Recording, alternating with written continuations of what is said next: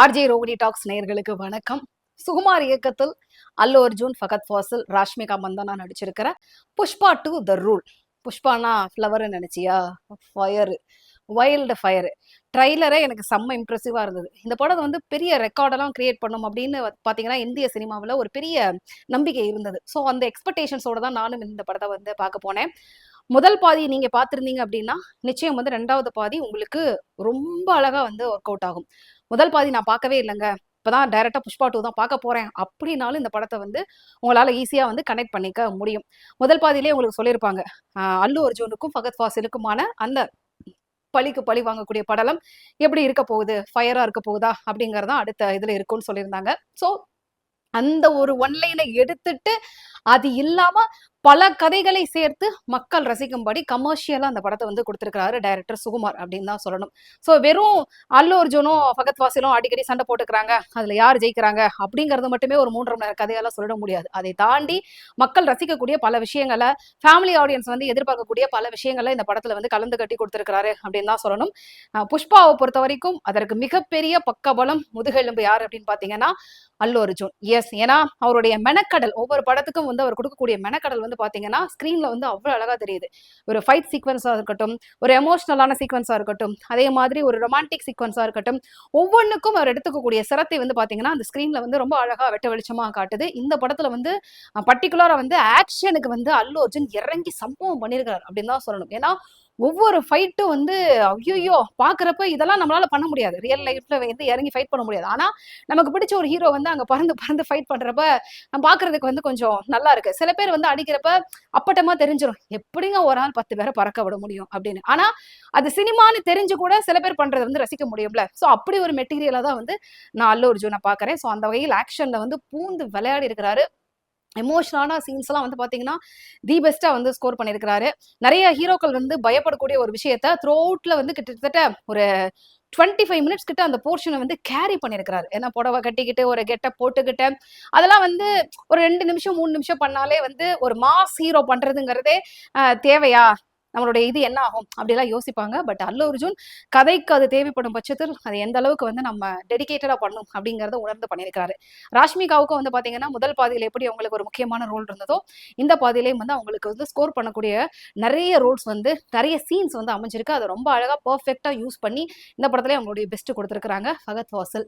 அந்த மனுஷனை பத்தி நம்ம என்ன ரிவ்யூ பண்றது, ஏன்னா சும்மா ரெண்டு இப்படினாலே வந்து அப்படிங்கிற மாதிரி தான் பயங்கரமா எக்ஸ்பிரஷன்ஸ் கொடுப்பாரு. ஸோ அந்த சிக்கந்தர் அப்படிங்கிற அந்த கேரக்டருக்கு வந்து ஃபகத் ஃபாசிலை தவிர யாரையும் வந்து நம்மளால கனவு கூட நினைச்சு பார்க்க முடியாது. அந்த அளவுக்கு வந்து அந்த ரோலை வந்து ஜஸ்டிஃபை பண்ணியிருக்காரு.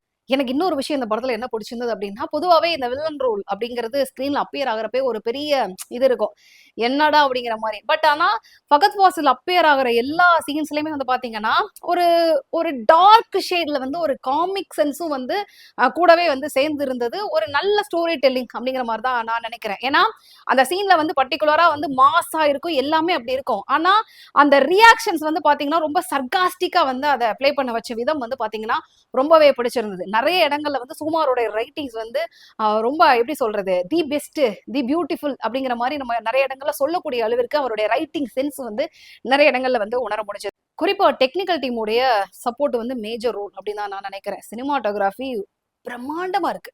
இந்த சீனை வந்து இப்படி வந்து எக்ஸிக்யூட் பண்ண முடியுமா அப்படிங்கிற மாதிரி சிலாகிச்சு போற அளவுக்கு அந்த சினிமாட்டோகிராஃபி இருக்கு. தேவி ஸ்ரீ பிரசாத்தோடைய இசை இந்த படத்துக்கு வந்து மிகப்பெரிய ரோல் வந்து பிளே பண்ணிருக்கு.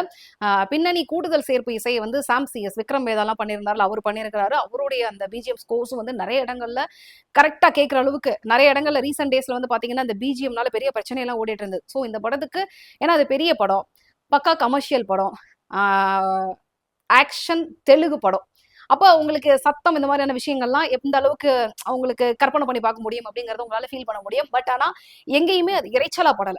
அதுதான் வந்து பாத்தீங்கன்னா மிகப்பெரிய பிளஸா வந்து எனக்கு வந்து பட்டது. ஸோ டெக்னிக்கல் டீம், அதே மாதிரி நவீன் நூலியோட எடிட்டிங்கும் வந்து ரொம்ப பெஸ்டா இருந்தது. ஏன்னா சில படங்கள் பெருசா இருக்கிறப்ப இதை கட் பண்ணிருக்கலாமே, இதை ட்ரிம் பண்ணிருக்கலாமே அப்படின்னு தோணும். பட் நவீன் நூலியோட எடிட்டிங்லேயும் வந்து ரொம்ப ஆப்டா அமைஞ்சதுன்னு சொல்லணும். ஸோ ஓவராலா டெக்னிக்கல் டீமுடைய சப்போர்ட், அதுக்கப்புறம் காஸ்டிங், அந்த டீமுடைய எஃபர்ட், சுகுமாருடைய ரைட்டிங், இது எல்லாமே சேர்ந்து கண்டிப்பா புஷ்பா 2 வந்து அடுத்த கட்டத்துக்கு எடுத்துட்டு போயிருக்கு அப்படின்னு தான் சொல்லணும். ஒரு பக்கா typical commercial mass entertainer of the year அப்படின்னு சொல்லலாம். தெலுங்கு ஆடியன்ஸ் வந்து இந்த படத்தை செலிப்ரேட் பண்ணுவாங்க, கொண்டாடுவாங்க, தலை மேல தூக்கி வச்சு ஆடுவாங்க. அதே மாதிரி தமிழ் ஆடியன்ஸும் வந்து பாத்தீங்கன்னா கழுவி ஊத்துற ஒரு விஷயத்த வந்து கையில எடுக்க மாட்டாங்க. ஏன்னா இந்த படத்தை பொறுத்த வரைக்கும் நீங்க கழுவி ஊத்துறதுக்கு எந்த விஷயமும் அவங்க பண்ணல. அவங்க ஜஸ்டிஃபை பண்ணியிருக்காங்க. நான் இந்த படத்தை இந்த பட்ஜெட்ல போட்டு எடுத்திருக்கேன், ஆனா அதை கண்டிப்பா இந்த மக்கள் வந்து ரசிக்கிற மாதிரி எடுத்திருக்கேன் அப்படிங்கிற ஒரு விஷயத்த வந்து பண்ணியிருக்காங்க. ஸோ தமிழ் ஆடியன்ஸும் சரி இந்த படத்தை வந்து கண்டிப்பா கொண்டாடுவாங்க அப்படிங்கிற ஒரு விஷயத்த நான் எதிர்பார்க்கிறேன். ஸோ கண்டிப்பா புஷ்பா 2 த ரூல், அடுத்து புஷ்பா 3க்கு வேற லீட் கொடுத்துருக்காங்க. இது அடுத்த யுகம் யுகமா தொடரும் அப்படின்னு நினைக்கிறேன். இன்னும் எத்தனை புஷ்பா எடுத்தாலும் அல்லு அர்ஜுன் வந்து சம்பவம் பண்ணிடுவாரு. ஏன்னா அவருக்கு அந்த ஒரு பெரிய இது இருக்குங்க. எப்படி பண்ணாலும் அதை கேரி பண்றதுக்கு என்ன மேஜிக் பண்ணணுமோ அதை நிறைய இடங்கள்ல வந்து கொண்டு வந்து கொடுத்துட்றாரு. ஸோ கண்டிப்பா தியேட்டர்ல போய் நீங்க பார்த்து ஒர்த்தா என்ஜாய் பண்ற அளவுக்கு புஷ்பா 2 இருக்கும். தியேட்டர்ல பார்த்து என்ஜாய் பண்ணுங்க. மீண்டும் உங்களை மூவி ரிவ்யூல மீட் பண்றேன். Until then bye from RG Rohini. மறக்காம சேனலை லைக் பண்ணுங்க, ஷேர் பண்ணுங்க, சப்ஸ்கிரைப் பண்ணுங்க, சப்போர்ட் பண்ணுங்க.